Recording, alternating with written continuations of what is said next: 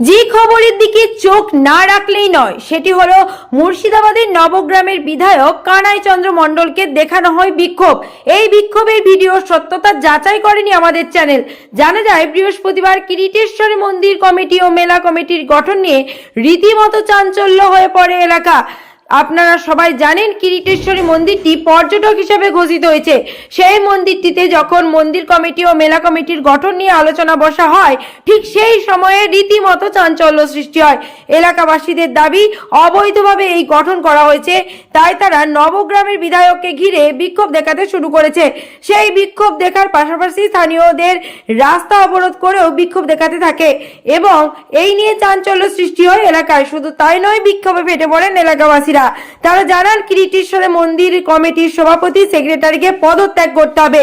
যে কমিটি রয়েছে সেটি অবৈধভাবে রয়েছে। সার্বজনীনভাবে কমিটি গঠন করার দাবিতে রাস্তায় অবরোধ করে বিক্ষোভ দেখান এলাকাবাসীরা। এই ধরনের নিত্য নতুন খবরের আপডেট পেতে দেখতে থাকুন জঙ্গিপুর নিউজ লাইভ।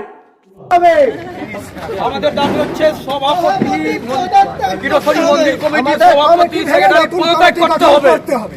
যতক্ষণ না পদত্যাগ করবে আমাদের অবরোধ উঠবে না। আজকে বিষয়টা কি জন্য রাস্তা অবরোধ? আজকে বিষয় হচ্ছে কিরিটেশ্বরী মন্দির কমিটি, যেটা অবৈধ কমিটি, হ্যাঁ, যেটা বহুদিন ধরে যে কমিটির কোনো অ্যাপ্রুভ নেই, কোনো কিছু নেই, একটা অবৈধ কমিটি এই মন্দির কমিটিকে গ্রাস করে বসে আছে। সেই কমিটির যেন সার্বিকভাবে সার্বজনীন কমিটি হয়, তারই উদ্দেশ্যে আমরা লড়াইয়ে নেমেছি। আর এই কমিটি যেন সার্বিকভাবে হয়। আর পূর্ববর্তী যে সভাপতি সেক্রেটারি আছে তাদের পদত্যাগের দাবিতে আমরা রাস্তা অবরোধে নেমেছি। যতক্ষণ না সভাপতি পদত্যাগ করবে কিরিটেশ্বরী মন্দির সভাপতি, ততক্ষণ আমরা এই পদত্যাগ তুলব না। এই পথসভায় এই মিটিং ছিল, কি হলো মিটিংয়ে ওরা যেটা বলতে চাইছে, আমরা কোনো কমিটি করব না। আমাদের যে কমিটি আছে মন্দিরের, সেই কমিটি নিয়েই আমরা চলবো। মানে জোর জবরদস্তি ওরা একটা কমিটি তৈরি করে রেখেছে, সেই কমিটির ভিত্তিতেই এই মন্দির পরিচালনা করবে, এটাই ওদের বক্তব্য। আর আমাদের সাধারণ মানুষের বক্তব্য হচ্ছে সার্বিকভাবে একটা কমিটি হবে, যে কমিটি এই মন্দির পরিচালনা করবে।